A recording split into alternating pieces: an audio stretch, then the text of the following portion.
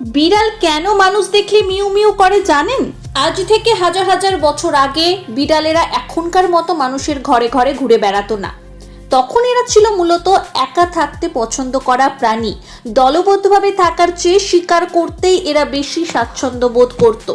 এমনকি একে অপরের সঙ্গে ডাকাডাকির অভ্যাসও এদের খুব একটা ছিল না। কিন্তু সময়ের সঙ্গে সঙ্গে সব বদলে গেল। প্রায় 10,000 বছর আগে মানুষ স্থায়ীভাবে সমাজ গড়ে থাকতে শুরু করলো। তখন মানুষের মজুত করা শস্য খেতে হানা দিল ইঁদুরের দল, আর সেই ইঁদুর শিকারের লোভে বিড়ালেরা থাকতে শুরু করলো মানুষের বসতির কাছাকাছি, যেসব বিড়াল মানুষকে কম ভয় পেত।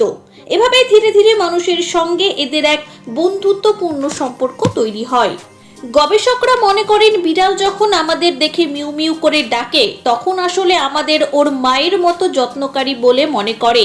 মূলত মানুষের মনোযোগ কাড়তেই এরা এই বিশেষ ডাক